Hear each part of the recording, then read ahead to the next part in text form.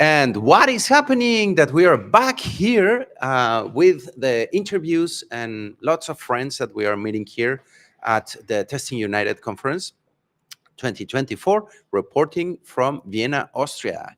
And this time I have our amigo David. Welcome. Hello, nice to meet you. Yeah, nice to meet you. We had a very good encounter early today. We were talking around breakfast and some of the breakthroughs with AI and all the things that are happening. But before we get deeper into AI topics, David, would you mind introducing yourself? Who are you? What do you do? Why are you special? Oh, I don't know about that. But my name is David Fogl. I'm from Czech Republic. I work in software consultancy for, I don't know, 10, 15 years, something like that. We have started a company a few years back, Continero, and we help other companies develop better software, do better testing, architecture, DevOps. And like everyone else, 2 years ago, AI appeared and we hopefully jump on the train. And now we are trying to give our best again to companies to help them uh, with the AI to use it properly, to integrate it within their processes. Yeah. You're diving headfirst into it. I was kind of surprised when we were talking earlier, and you are. I mean, everybody here at the conference is very excited about tackling AI and start trying it. But I felt a particular vibe from you, like everything, whatever comes, we try it, we do it, and I could tell that you got a lot of excitement. But other than the testing and AI efforts and experiments that you have been doing, Mhm. you're also a presenter. How did that happen? How did you end up like coming at? Oh, I think it was like a pretty usual way that I had some information that I wanted to share with people, and the workshops were kind of small in this way. Like workshops are good that you get in with the people, you show them everything, you explain how everything works, and you have a proper time. But whenever I want to give some overview, like for the QA testers to get them better, to show them something new, well, I started to with some smaller meetups in Czech Republic, so some testing meetups. Then I was invited to RoboCon, a robot framework conference in Helsinki, and that was my first big stage, and I enjoyed that. So from the time the like jizz was off, and You got addicted to it. yeah, yeah, and I liked it. And every conference, whenever I'm hearing some talks, it makes me a little bit better. I think about differently about presenting, and I need to feel the vibe in the room. And when the vibe is there, it's awesome experience. Wow. Yeah, I do agree. Experiencing being on the stage and feeling the people electrified, energized, and everything is a great feeling. And as well, being part of the audience when Yeah. there's a cool speaker that will give you shivers and get super excited, right? Oh yes. And around all of this, what aside of the because you are very much addicted to the conference um, experience in general, being in front or being in the seats, which is the element that you enjoy the most aside of this energy and reading the room and Hmm. I love the community. the So community? yeah, for me, the conferences are always about communities and about the networking and meeting people. Like totally like today on the breakfast we just met, Hmm. total strangers, and it was awesome experience to speak with you, to share a cab, have a discussion on a cab. So that's what I love about conferences. That's what I love, because you are meeting your group, you vibe the same with all that group.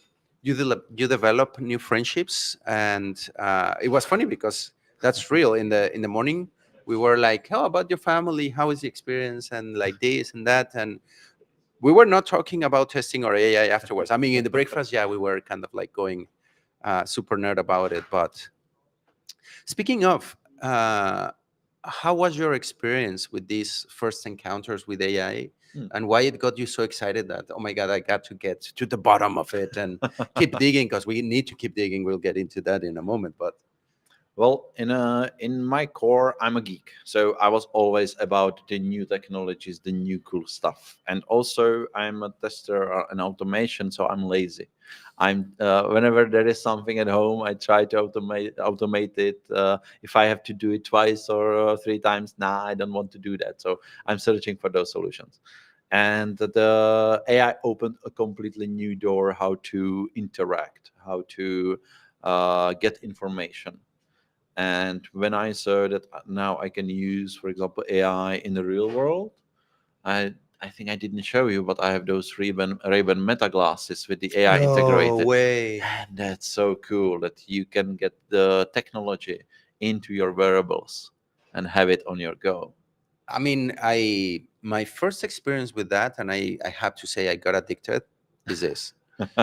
My cell phone experience was never the same. Okay. And it's a small change.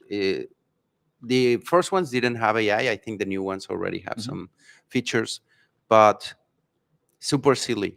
These vibrates, and my cell phone. Do you get like this phantom vibration that you think that you're getting a call, but it's just Sometimes, yeah. your leg? I don't get that anymore because Okay. now it's on my wrist. Oh. Uh, you remember the days where you used to put ringtones and things on your cell phones? I don't even know what's the ringtone on my phone because it's in Yeah. silence ever since. And those type of little changes like wearables. I'm super excited about these Ray-Bans, the augmented reality and things, because the possibilities. I think we're super close. I'm curious. These Ray-Bans, I will how find them. you have them right now? Yeah, Oh my I god! I had it. got just got shivers. I want to see them. I had it on my talk. Whoa. Okay. I'm gonna hold the microphone weird. I hope I won't break them. Oh my god. Even this turns on. There's a little light here that is turning on. I think it's telling me that I can take them out. Yeah, you can take them around. They are charged. So it's a charger. Yeah, that's a charger, so they And can keep up for some time. And basically, you wouldn't know that they are smart.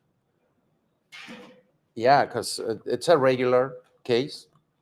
I'm gonna look geekier even than usual.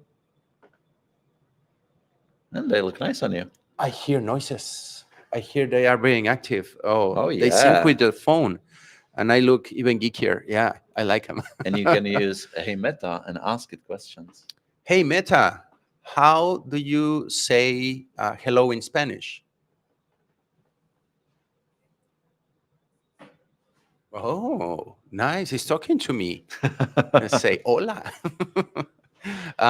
Hey Meta, what time is it? Okay. And I even see like a little light here in the corner. Yeah, This is awesome. and you can take pictures. You can record. Interesting. And you can stream. And then you stream what you see. And it does has a microphone as well. Yes, it does. Oh, wow. And the microphone is so good that if you are even in noisy space, the It other will side catch it. doesn't hear anything. So I think this is going to be part of the new streaming devices.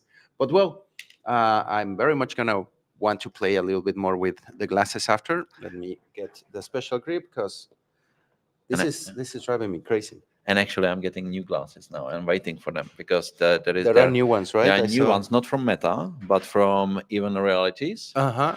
and they are like circle, yeah, like yours, and they have a display on the glass. I saw them, and I am super excited about the elements and the things that I saw. But yeah, I mean, we should have a channel where we review new technology and talk about the cool I'm things that not they do. affiliated by any of this. Sadly, Yes. if you want some, call us. Um, no, but this is really cool, and this is embracing the new technologies, the new things that we can do. And I think that the best part is that you start to get ideas. Oh, with this, right away, I thought like my interviews now can be with these glasses and we can Okay. use the microphones. It could be better. L- Literally, the camera now will be what I'm seeing. I'm seeing Yeah. you, and the rest of the audience that are seeing us around the world could be literally experiencing my Exactly. own. And whenever you are, for example, cycling or you are doing sports, Yeah. you have your hands free and you can record. So it's like to first person. No, and also have like there are some other things when I receive a text message. Mhm. Sadly, this device I cannot reply fully from it, but we'll be like, write this, blah blah blah blah blah blah, Yeah. and send. And because many times I'm like, I don't even want to pull it out. I don't have my hands to do anything. I'm doing the dishes I'm maybe. driving, Yeah. and you can do it. There, So. well, while driving, there are some other Oh considerations, yes. Oh but yes.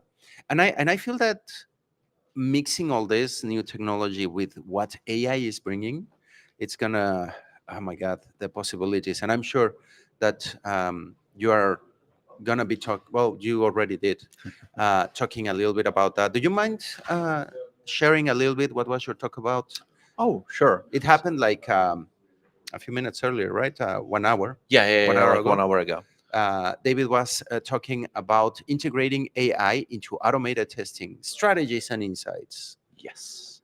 I was Uh, cheating. It's there. that was He very looked nice. scared that I remembered it that well, but no, it's there. So, what was it about? So it was really good that I tried to go with this technical vibe to show people what we are using and what are the latest technologies, because we are just not using ChatGPT with the chat, but we try to move forward. Like you said, we are trying to find the ways how to bring it forward, how to get it into our processes, and we are looking for those new tools. So. In my presentation, I was explaining what the basic is with the ChatGPT. Then you can use AI assistants, which are like prepared models with data or integrations, and then you can convert it into AI agents. An AI agent is a AI that is connected, for example, to database, to Jira, to your morning alarm. So basically, you can say the AI what you want to do, and the AI agent will do it because it's connected to the system. And you can build all these different autonomous AI AM agents and link them together to get a full workflow for anything you do. So it can we are, for example, building it up for companies, for example, for accounting. So we can create a chatbot. Behind it there are several agents, and the agents are connected to, for example, to accounting database, to some system with laws and standards for the company. And then you can just ask the chatbot, hey, how much money we spent last year on mobile phones? And the AI agent will go, collect the data, do analysis, and show you a nice graph or a table. Depends on you. That's very interesting because I was thinking when ChatGPT came out and, hey, I'm not connected to the internet. I cannot answer this. I don't have that. Blah. It's funny when you say that the limits of the chat, it's not a chat. We're not using it exactly like that. My first encounter with ChatGPT, I was not having a conversation. I was kind of trying to break it, trying Yes. to get weird stuff out of it. And I think that's what we all do. And one of the first things that I was thinking of is like, how can I connect you to DALI to generate an image, and from the output of the image, then create music and have an episode and blah. Yeah. And this is a workflow. Yes, And exactly. that's what many of us were thinking right away. Like, how can I make this flow? This one has this limitation. Let's pass the workload to the next one, Yeah. and doesn't have that limitation. Maybe send it back or send it to a third one Mhm. and keep the flow. And how did you came up with some of these ideas? And Well, we are speaking with a lot of companies, a lot of customers. So we are discussing their problems, where they struggle, where they need to spend a lot of manual effort, and if they need to scale it up, they need to hire more people, which at the moment in Czech Republic is kind of hard to get a good people, because the market is just empty for new recruitments. So we look into how to use the technologies, how to connect those systems.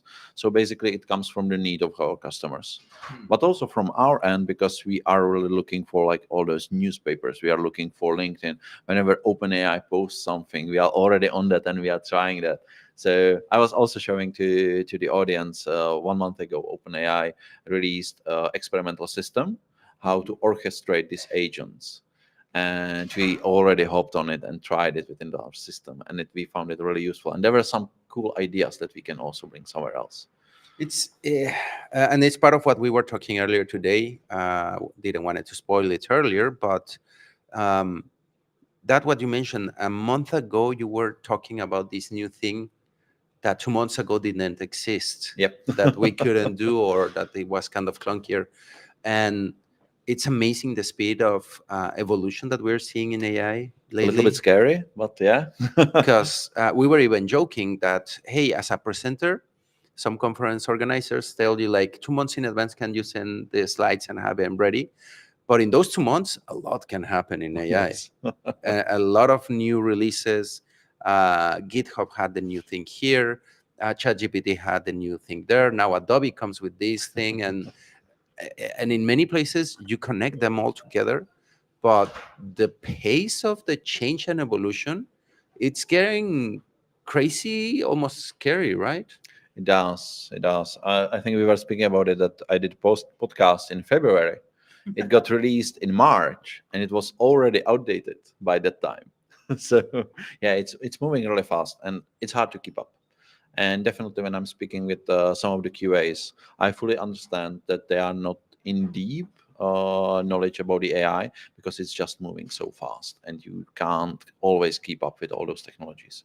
What would be your recommendations to kind of try to keep up, and or what do you do when you already mentioned like being tuned on LinkedIn Yep. or any news, but what other strategies do you have to kind of keep up? So for me, it's always like some newsletter, some LinkedIn to follow, or some podcasts because there are some podcasters, they are create or YouTube creators, and you can hook in. You will get a notification about a new video. It usually like 20 minutes. That you can usually find it, for example, during breakfast, and you get some new info and something new. And that's, for example, how I found the glasses. Mm. So there was one Czech YouTuber that was presenting it. I was like, yeah, I need to try those. So yeah, that's a way for me. It's interesting because it's difficult to not to be on the loop nowadays. YouTube, probably you don't even follow the specific YouTuber, or I don't even speak in Czech YouTubes that I would be able to follow. But there are some others in Spanish that will be presenting the same, or in English, and the media gives you all the information. I Mhm. think that you have to be just paying attention because it's gonna get to you Oh yes. one way or the other, even if you don't want to. And the thing is also to understand it and take advantage of it, right? Yep. See, how do you learn how to work with it? Because one thing is being aware of it, and the other one is like, how do I implement? How do I work with? Don't be afraid to fail. So even when we started with the AI, it was not good. We had to learn how to communicate with AI, and I think that's actually something that most people struggle. They don't get invested enough to learn how to communicate with these new tools, because in I don't know, older days, older times, like 1 year Like a back, year ago, without the yeah. without the AI, yeah, whenever there is a new tool, you have a documentation, you know how to interact with it, how to click those right buttons, how to use those methods. But with AI, you are speaking to it. Mm. So you are using your natural language. And it's like speaking to a different person. And sometimes it's hard for people to understand that, yes, this is a tool, but I'm speaking to it like a person. So, And funny enough, I was gonna make a joke, and you need to talk kindly to it. No, but it's proven. So I read an article of some people researching on some of the language models that like if you insult it and ask for a response, you get one thing, and if you are kind to it, you get like, hey, ChatGPT or whatever model you're using, you're a very smart LLM, and you're Mhm. very kind and very awesome. I love you. Can you help me with this? And it's gonna give you a very different outcome. It's interesting how you say, and I think that's a cornerstone of all this prompt engineering, Mhm. because prompting is also an art. Yes. As you very well say, it's just natural language, but you need to understand how it is. I remember in the early days of Google search engine, Yeah. some Mhm. people were actually kind of writing the whole question, and I'm like, no, just terms. I don't know, cooking, Mexico, food. That's it, and you will get the things that you were looking for. It's similar here, right? It is. And funny that you mentioned the Google. 1 week ago, OpenAI released their own Uh-huh. search, and you can specify the whole question. Yeah. And it's really good as well. I don't know if you tried it fully, but the searching in Uh, ChatGPT nowadays, showing you all that results. Also drafting, for example, maps when you are searching for a restaurant. Wow. Yeah, and this one is connected to the internet. Yeah, So, this one, and it's without ads right now. mhm. And on one hand, this feeling I got used to. How long have we had Google? Like 20 years now. Oh, uh, I feel bad, like, oh my god, poor Google. But once you start to get used to this new way of dealing with things, working with things, I I remember in those days that I felt like I understood better how to search for things in Google. That clearly gave me an advantage yes. work-wise, professionally. I feel like if you get used to the AI and prompt uh, well Mhm. professionally, you can get far, and Oh it's going to make yes. a big difference. And that's something that I always also get asked. So, are you afraid that AI will replace us? And I'm like, well, if you will be stubborn and you will be against it, there will be someone who is using the AI and is faster and more agile in what he can do or she can do. So basically, yeah, try to use AI. Even for, I don't know, come home, take a open AI. I don't know what to cook. Let's take a photo of the fridge. What can I do? Like those basic stuff. Start small, and eventually you will learn how to communicate with it and get better results. Wow. Yeah, the perspectives and the things that I have a feeling that you're going to be doing are, I look forward, and I'm going to subscribe to whatever this amigo is doing. But also respecting a little bit that you want to go and watch some of the other talks, and well, to give also the audience an opportunity to follow up with what you're doing. Where can people follow up with you, check what you're doing, or even send you a text or ask you their AI questions? Yep. I think the best thing is the LinkedIn Mhm. because we can get connected and we can chat there. Otherwise, my email address as well. So go for my LinkedIn first. Yeah. Check for David's LinkedIn, add him, do a connection, right? Send a message, or I think you can subscribe as well in LinkedIn so that Yeah. they see your posts first, so that you're up to what they are doing. All these endeavors that sound like they are gonna get even more impressive, crazier, and now that we connect the output of the Ray-Bans together with the audio and then create images, and oh my god, I think of the possibilities and I'm almost drooling about that. But Yeah, I will subscribe to your podcast or your videos because I want to see where you will go with these technologies. oh yeah, I gotta see what things we can do, because all sorts of ideas and things that we're gonna get to.